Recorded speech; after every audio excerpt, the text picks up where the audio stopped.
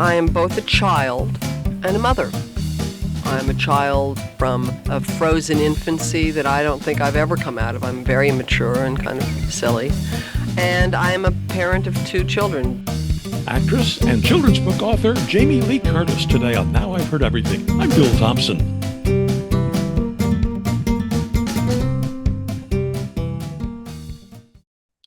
Jamie Lee Curtis has been in professional acting for an almost unbelievable 50-plus years. She's one of America's most recognizable stars, not just for the horror movies that made her famous, but also for many, many other films, most of them comedies. And you may also remember her from some of the TV commercials that she's been in over the years. But Jamie Lee Curtis is also a very popular children's book author. She's written over a dozen of them, many of them bestsellers. One of those bestsellers was a 1998 book that she called Today I Feel Silly and Other Moods That Make My Day. And it certainly made my day one September afternoon when Jamie Lee Curtis and I got together to talk about her book. In just a moment, our conversation. No, Sherman, this isn't the Wayback Machine, but it is a look back at an interview from the 30-year archive of national radio personality Bill Thompson. Enjoy.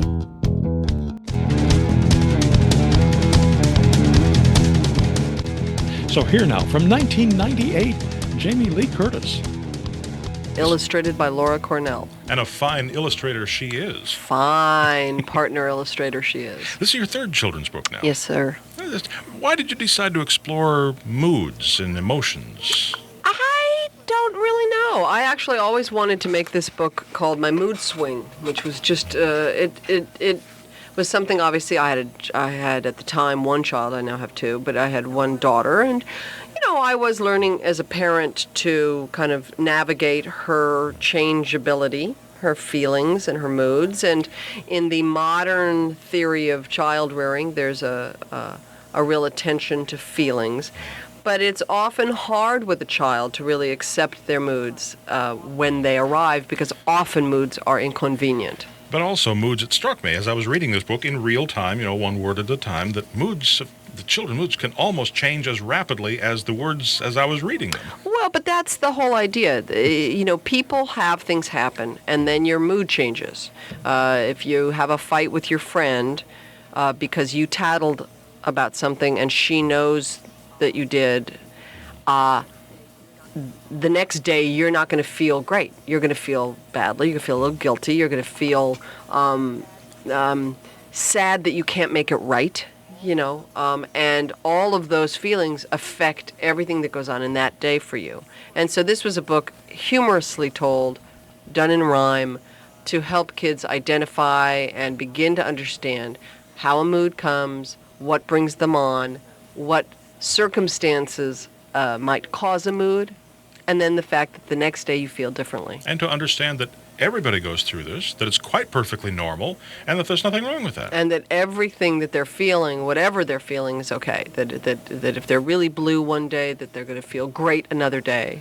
Kids sometimes tend to feel, well, adults too, I guess, that if you're stuck in a bad mood especially, that you're never going to feel up again, that you're going to be sad, or you're going to be upset or furious. And anybody who's, particularly kids, when they really get sad, everything is exacerbated on to such a degree that that sad, horrible feeling lasts. It feels just like it's never going to end, and that fight that you had with your friend is never going to end, or the problem you got into. Or then conversely, sometimes everything's going so great you think it'll never stop going so great. And it's just a really beautifully done book that just incorporates how kids feel.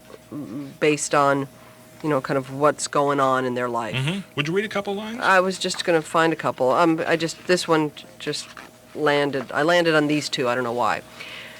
They're both a little sad, though. Today I'm discouraged and frustrated. See, I tried rollerblading and fell on my knee. I really want straight hair, but mine's curly Q. Should I cut it or grow it? Oh, what should I do? Today I am lonely. I feel so small. My auntie's away. I wish that she'd call. My mom's working late and my dad has the flu, and although I've got stuff, I've got nothing to do. And then it ends with, I'd rather feel silly, excited, or glad than cranky or grumpy, discouraged or sad. But moods are just something that happen each day. Whatever I'm feeling inside is okay. You know what else I pictured as I'm reading this book is parents and their little 4-year-olds, 5-year-olds, whatever, acting out, having fun, changing. A parent, I used to play this with the daughters, say, show me sad, and they go, Right. Show me At happy. the end of the book, there's a mood wheel. There's a child's face with interchangeable eyes and mouths, which connote and have labeled the mood. So you can spin the mood wheel depending on your child's mood that day. So the silly eyes are all curly cues, and it's a wonderful book. It's just a great book for kids. If I do say so myself. Well, long ago, I learned that it's kind of gauche to ask writers, novelists, and that, where do you get your ideas? But where It's does gauche? Well, yeah, they say. Well, I sit down and I come up. It's just so I've learned. You don't ask a novelist where he comes up with his ideas. Can I ask a children's book author where she comes up with her ideas? Well, I am both a child and a mother. I'm a child from my memory, from a frozen infancy that I don't think I've ever come out of. I'm very immature and kind of silly. And I am a parent of 2 children, disparate ages. I have a 2-year-old boy and a 12-year-old girl, and I am living the life of their development, and I watch what happens. I'm very attuned to them. I listen to them. I love them, and they give me everything. I mean, everything I write about has to do with them, and as it will always be. Does a 12-year-old, this book is obviously not intended for 12-year-olds necessarily, but No. I'm guessing she probably has a lot of fun looking through it too, and not just She because her likes mom's it, the but author. you know what? Funny enough, when I go into my daughter's room when she's been up till 2, and she's supposed to have been in bed, and she's woken up, at midnight and stayed up late, and I go into her room and she's fallen asleep, always what's in her bed are picture books. It's never those suicide novels that she's now fond of. There's this whole sort of slew of books for young adult girls that are these depressing, dark tales of, girls with troubles. And my daughter loves reading those books. And she likes them, so I let her read them. But I find that when I go into her room at 2:30 in the morning and the lights are all on and her bed, she's all snoring and, heavy in her bed, I look down and it's always picture books that are around her. Those are the things she's grabbed off her shelf and looked at again before she goes to sleep. I have to tell you, as an aging baby boomer myself, I remember reading, Oliver Twist and, Alice in Wonderland, Robinson Crusoe and all that, but... I was a go, dog, go person. But that's the thing. If I went to a garage sale, the books that I would look for first are the picture books that I remember from when I was this high. Go, dog, go. You know why? One reason. Hello. Do you like my hat? No, I do not. Goodbye. It's genius. It's just talk about a non sequitur, out of nowhere, bizarre comment. Hi, do you like my hat? No, I do not. Goodbye. It's just brilliant. It's brilliant. P.D. Eastman. It's not even Dr. Seuss. It's a P.D. Eastman book. After this short break, Jamie Lee Curtis talks about whether children's books are really for adults, too. AI is not just for 22-year-old coders. A lot of us older adults are drawing on our life experience to find unique and creative ways to use AI, at home or at work. Got an AI success story you'd like to share? Tap the link below to visit our YouTube channel, AI After 40, and let's keep learning together. Now back to my 1998 conversation with Jamie Lee Curtis. Well, there's a lot of children's books. As you know, you're a parent. There are a lot of children's books out there that feel you have to give a message. There has to be an underlying social concept, you see, to these books. Nah. Kids just want to have fun. My books are funny. They are about stuff because that's how I write. I think a lot of children's books, particularly the ones that I end up coming across with 2 kids, I think they all are trying too hard. A lot of them are reaching out for the adults who are reading the books. I like the fact that my books are fun for adults to read, There are certainly hidden messages for the adults in there to make them smile or have a little wry kind of look to each other like, oh, remember. But they're for kids. And I find a lot of the books I read are really way over my kids' heads. Just like my 2-year-old, they're books for him that are still way over his head. And then you read a beautiful book like the Sam series with that, they're from Denmark. It's Sam's Ball, and the writing style is so much like a 2-year-old talks. Sam wants his ball. I want, it's so pure and simple rather than a lot of these sort of adult kid books that are out there that are the rage right now, that are bestsellers. It's I look at these, my kid doesn't have any reference about them. Well, you can't be an adult writing for children. You almost have to become a child writing I am a for child. I'm telling you. I like to get the perspective of a child. I lay on the floor and look up and try to see, what does my son look at the world? How does he see the world? What does he see from his vantage point? And, it's daunting to see people looking down on you all the time. It's daunting. It's so great when you get down to literally the floor with him and you're on the same plane as him. It's an amazing change. Now, how about Laura? You and she seem to be on the same plane as She well. and I are complete opposites. We don't really know each other well. We work through our editor, but she is a perfect partner for me. We complement each other beautifully. Because she seems to really be able to capture what it is you're trying to say. And I think she draws the world like I see it. I think her zaniness and her exuberance is how I see the world. I've talked to so many authors over the years who they have an idea in mind for their book, and when it comes out, they're pleased with it, but it's not exactly what they had in mind. Oh, these are all gifts. Every single time I've cracked open the sort of dummy edition of my book before it's finally published, and I see the color art, it is an astonishing moment for me every time. It's like the birth of a child. They are children to me. They are perfect children to me, these books. They are the greatest things I will ever do. Wow. I mean, it's amazing to me that these are the best things I will ever do.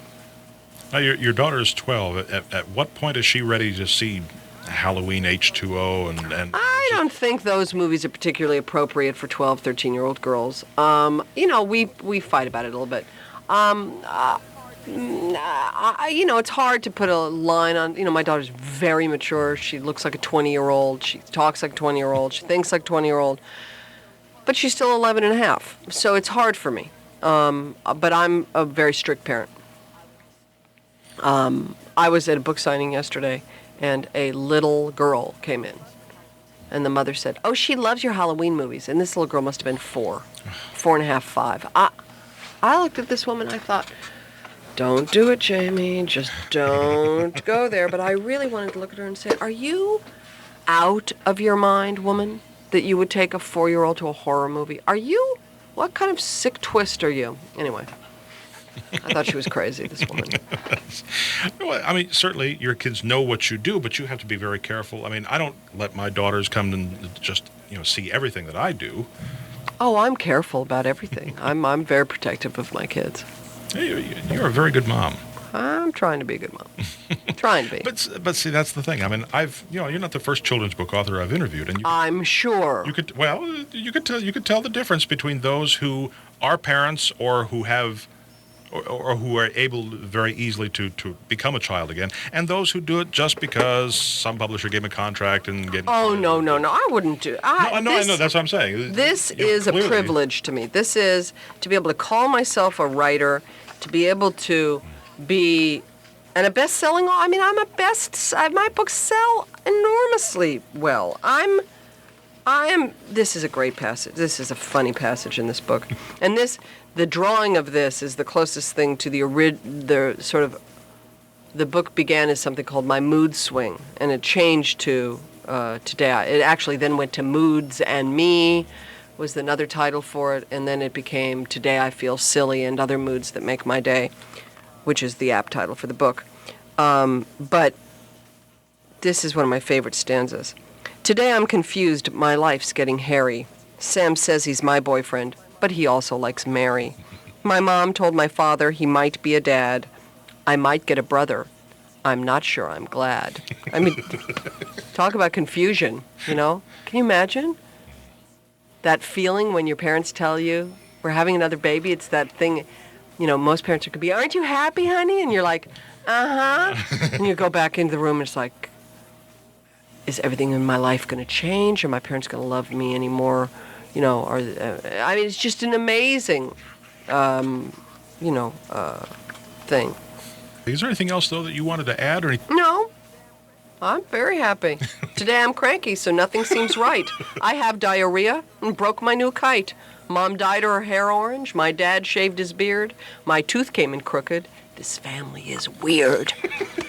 I mean, how great is that? That's just great. Thank you so much. Thank you. Jamie Lee Curtis is 66 now. Last year, she was named a Disney legend. Now, you can get your copy of Today I Feel Silly and Other Moods That Make My Day by Jamie Lee Curtis by tapping the link in our show notes, by clicking the link in the description below if you're watching this on YouTube, or by going to our website, heardeverything.com. We may earn an Amazon commission if you make a purchase. Heardeverything.com is where you can also find my 2011 conversation with another celebrity children's book author, Molly Shannon. With a live show like Saturday Night Live, you have instant feedback as to how something's being received. This is much different. My main thing is, like, do kids like it? And what do they like? And what do they say after the book? And do they understand it? And what part do they like? And that's really what I'm most interested in. And my 2011 conversation with children's book author and actress Julianne Moore. My movies are not for children, obviously. So it's very nice to have a different kind of audience. When I meet kids, we talk a lot about books and what they want to do and how they feel about themselves. And of course, we post new episodes of Now I've Heard Everything every Monday, Wednesday, and Friday, and you can find us everywhere you find podcasts. And thank you so much for listening. Next time on Now I've Heard Everything, one of Hollywood's most honored directors had gotten so many questions over the years about how he made movies that he wrote a book about it.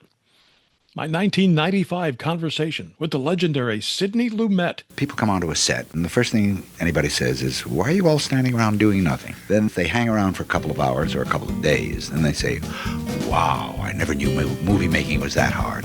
That's next time. Now I've Heard Everything. I'm Bill Thompson.